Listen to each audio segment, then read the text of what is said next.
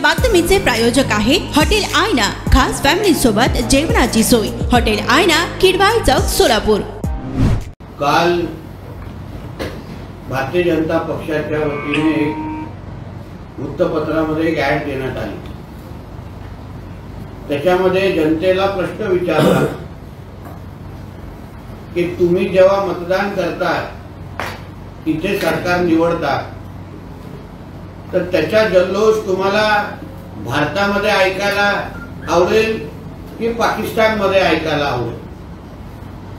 तो पूर्ण ॲड अगर आपण पाहिली तर कुठेही राष्ट्रीय काँग्रेस पक्ष किंवा इंडिया अलायन्सच्या कुठल्याही घटक पक्षाच्या नावाचा उल्लेख नव्हता। पण तरीही चोर के दाढी में तिनका असं म्हणतात, तसं बरोबर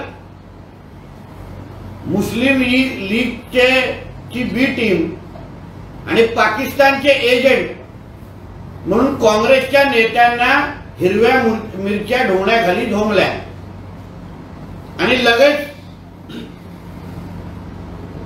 साप वळवळायला लागले। आणि मग काल त्यांचे ते विरोधी पक्ष नेते विजय वडेट्टीवार त्यांनी आपले असली जे काही रंग आहे तो बाहेर दाखवला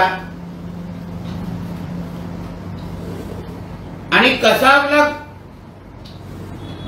कोणी कसाब किंवा करकरेजींच्या मधला जो काही एक घटनाक्रम आहे ते करून शहीदांचा तर अपमान केलाच आहे, पण त्याचबरोबर पाकिस्तानवर असलेलं त्यांचं प्रेम, इकडचा जो काँग्रेस पक्ष आहे त्याला मतदान देणं म्हणजे भारतामध्ये तिरंग्याच्या पेक्षा तिरंगा खालती उतरून पाकिस्तानचा झेंडा फडकवणं। जिथे जिथे काँग्रेसची सत्ता आली आहे, उदाहरण कर्नाटकामध्ये काँग्रेसची जेव्हा सत्ता आली तेव्हा विजय मिरवणुकीमध्ये पाकिस्तान जिंदाबाद आणि पाकिस्तानचे झेंडे फडकताना आपल्याला दिसले। म्हणजे हे जे काय आता पाकिस्तानचे एजंट म्हणून आपल्या भारतामध्ये स्वतःला भारतीय म्हणून इथे पाकिस्तानचं काम करतायत, स्वतःला काँग्रेसचे नेते मंडळी म्हणतायत आणि मग देशभक्त असलेले भारतीय जनता पक्ष, राष्ट्रीय स्वयंसेवक संघ या अशा देशभक्त संघटनांना, लोकांना, कार्यकर्त्यांना फक्त पाकिस्तानमध्ये आपल्या बसलेल्या बापांना खुश करण्यासाठी टीका टिप्पणी करायची आणि मग त्यांना खुश करण्यासाठी सगळं काय परीने प्रयत्न करायचे, हेच एक कलमी कार्यक्रम आहे।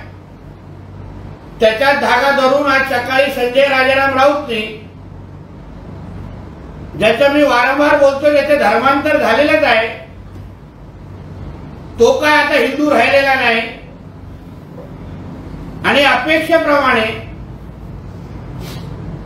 त्यांनीही राष्ट्रीय स्वयंसंघ आणि करकरेंच्या मध्ये भांडण कसं होतं, कसं काही संघाच्या लोकांनी येऊन ह्याला सांगितलं। आता हा भांडूप मध्ये बसून बिलावल भुट्टोची अगर भाषा करत असेल, जी भाषा काही महिन्या अगोदर, काही वर्ष, मला वाटतं गेल्या वर्षी बेनजीर भुट्टोच्या मुलाने, बिलावल भुट्टोने भारताबद्दल, मोदीजींबद्दल, राष्ट्रीय स्वयंसंघाबद्दल जी काय भाषा वापरली तशी ते तशी भाषा ह्या महाराष्ट्रातला बिलावल भुट्टो म्हणून संजय राजाराम राऊतनी आज सकाळी वापरली। अशा देशद्रोहांवर खरं म्हणतं देशद्रोहाचा खटला चालवला पाहिजे। निवडणुकीच्या माध्यमातून पाकिस्तानला मदत करणं, पाकिस्तानची भाषा करणं, बोलणं, जेवढा द्वेष पाकिस्तान मोदीजींचा करताय ते त्यांच्या तोंडातून आणि मुखातून आपल्याला दिसतंय. म्हणून या सगळ्या पाकिस्तान एजंट, मग ते काँग्रेसचे असतो की या संजय राजाराम राऊत सारखे असो, या सगळ्यांवर देशद्रोहाचा खटला चालवावा आणि आपल्या भारतातल्या नागरिकांनी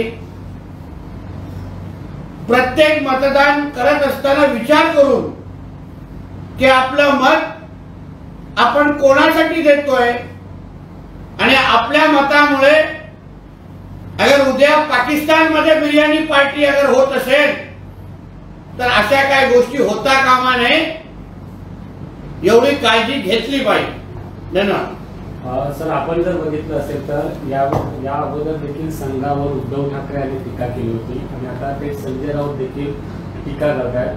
नेमकी भाषा कोणाची बोलते असं मी तेच बोलतो ना, जे बिलावल भुट्टोची जी भाषा आहे, बेनजीर भुट्टोच्या मुलाची, हा महाराष्ट्रातला बिलावल भुट्टोच आहे. जो आरएसएस बद्दल बिलावल भुट्टोने आपले अकलेचे ताळे फोडले, स्वतःची लायकी दाखवली, स्वतःचं रक्त दाखवलं, तीच बेईमानी हा संजय राजाराम राऊत महाराष्ट्रात आणि आपल्या देशामध्ये बसून करतोय. भारताच्या संसदेच्या पार्लिमेंट म्हणजे सदस्य म्हणून अगर कोण पार्लिमेंट पाकिस्तानची भाषा करत असेल तर अशा लोकांवर देशद्रोहाचा खटला चालवला पाहिजे. आणि एवढंच पाकिस्तानची चाटण्याची सवय असेल तर स्वतः पाकिस्तानमध्ये जावा आणि बिलावल भुट्टोच्या पक्षातला प्रवक्ता व्हा. तुमची इथे गरज नाही. असं रोहित पवार यांनी काल बारामतीच्या भाषेत एक रडताना ते दिसले. त्यानंतर अजितदादांनी देखील त्यांना त्याच भाषेत उत्तर दिले. आता काय, फिल्मफेअर अवॉर्ड आता हल्लीच गेलेला असं आम्ही ऐकलं. त्याच्यामध्ये कदाचित कॉमेडीचा अवॉर्ड द्यायचा राहिला असेल, तो रोहित पवारांना जाहीर झाला असता तो अतिशय अयोग्य असता. कारण का दिला गेला नसेल तर मी फिल्मफेअर वाल्यांशी बोलतो आणि रोहितच्या घरी पाठवतो. कारण का असे शेवड्या मुलांसारखं रडणं हे काय पवारांच्या रक्तात नाही. म्हणून हा नक्कीच बाहेरचा पवार आहे, याच्यावर शिक्कामोर्तब झालेला आहे. नाशिकमध्ये एका भूसंपादन व्यवहारात 800 कोटींची खैरात बिल्डरांवर करण्यात आली असा आरोप संजय राऊत यांनी केला. संजय राजाराम राऊत आरोप करणारा जो व्यक्ती आहे त्याच्यावर स्वतः पत्राचारच्या मराठी माणसाचे घर हडपण्याचा आरोप आहे. स्वतः वरवटलेला आहे. स्वतः चित्रपटांच्या शक्ती कपूरपेक्षा कमी नाहीये. आणि हा दुसऱ्यांवर भ्रष्टाचाराचे आरोप करतो, दुसऱ्यांवर पैसे खाण्याचे आरोप करतो. मराठी माणसांवर बोलण्याचा अधिकार या संजय राजाराम राऊतला आहे का? मग पत्राचारमध्ये काय पाकिस्तानचे लोक राहत होते का? तिथे पण मराठी माणसंच होती ज्यांची घरं यांनी हडपली, ज्यांना बेघर त्यांनी केलं. म्हणून मराठी माणसावर बोलण्याचा नैतिक अधिकार हा संजय राजाराम राऊत नाही. मुंबईत नोकरी पण मराठी माणसालाच नो एंट्री. किरण गावातील गुजराती कंपनीत मराठी माणसांना एंट्री नसल्याची एक पोस्ट व्हायरल होते. बघा, अशी कोणी पोस्ट केली असेल ना तर त्या व्यक्तीवर कारवाई होणार. मुंबईत राहून मराठी माणसावर अन्याय कोणच सहन करणार नाही. आणि यासाठी काय उबाटाला काय कोणीतरी कॉन्ट्रॅक्ट दिलेलं नाही. त्या लोकांनी आतापर्यंत मुंबईच्या मराठी माणसाला लुटलेलं आहे. मुंबईत राहणाऱ्या मराठी माणसाचा टक्का कोणामुळे कमी झाला असेल तर ते उद्धव ठाकरे आणि त्याच्या कार्ट्यांमुळे आहे.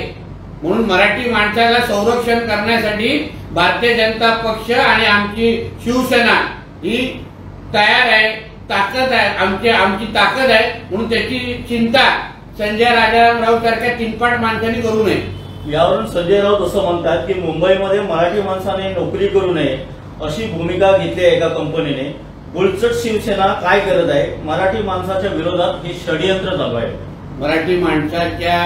मराठी माणसाला आयुष्यभर नोकरीच करावं, वडापावच खावं आणि संजय राऊतच्या मुलींनी वाईनच्या कंपनी उघडाव्या, आहे की नाही? मराठी माणसाला नेहमी नोकरी वडापाव पर्यंत ठेवण्याचं काम ह्या लोकांनी केलेलं आहे. म्हणून मराठी माणसांवर बोलण्याचा नैतिक अधिकार ह्या लोकांना नाही. कारण का अजूनपर्यंत जिथे जिथे मराठी माणसाचा जो टक्का कमी झाला, मराठी माणसाला जो मुंबई सोडण्याची जी पाळी आली ना, त्याचे जबाबदार हे सगळेजण आहेत. सर संजय राऊत असं देखील म्हणतात शिवसेना आणि फडणवीस यांची जी सेना आहे ती गांधींची सेना असं त्यांनी उल्लेख केला. मग ह्यांना काय शरद पवारांची येड देवांची टोळी बोलायचं आम्ही? ती भाषा आम्हालाही करायला येते, म्हणून भाषा योग्य वापरा, नाहीतर भाषेची पहिली स्पर्धा लावाल ना तर तुम्ही कुठे रेंजमध्ये पण दिसणार नाही. घाटकोपरमध्ये एका गुजराती बहुल सोसायटीत महाविकास आघाडीचे उमेदवार संजय दिना पाटील याचे पॅम्पलेट्स वाटण्यास कार्यकर्त्यांना मज्जाव करण्यात आल्याचा ठाकरे गटाने दावा केला. असं एक लक्षात घ्या, शेवटी तिथे आमचे वीरजी निवडून येत आहेत, निवडून आल्याच जमाय म्हणून काहीतरी रडीचा डाव खेळणं हे एवढाच एक कर्मी कार्यक्रम या ठाकरे गटाचा काही उभाटाचा राहिलेला आहे. म्हणून त्या गोष्टीची जास्त दखल घेऊ नका. मिहिरजींना मतदान हे मराठी माणसं पण करणार आणि गुजराती समाज पण करणार. सगळ्या बाजूचं मतदान घेऊन आमचे मिहिरजी खासदार होत आहेत एवढं विश्वासाने सांगतो. सोलापूरच्या हॉटेल क्षेत्रात नावाजलेलं एकमेव नाव हॉटेल आईना. चिकन बिर्याणी, चिकन अंगारा, चिकन हंडी, आईना special chicken tandoori, chicken 65, chicken Hyderabadi यांसारखे चिकनचे भरपूर डिश उपलब्ध. एक बार खाओगे तो बार बार आओगे. फॅमिलीसाठी खास चिकन बिर्याणी पॅक मिळेल. पार्सलची सुविधा, खास फॅमिली सोबत बसून जेवणाची सोय फक्त हॉटेल आईना मध्ये. सोलापूर शहराच्या मध्यवर्ती ठिकाणी असलेलं प्रसिद्ध हॉटेल आईना टेस्टसाठी एकदा अवश्य भेट द्या. आमचा पत्ता किडवाई चौक सोलापूर. ऑर्डर व बुकिंग साठी संपर्क मुस्ताक शेख 9975 46 67 20 आणि 7972 05 50 22.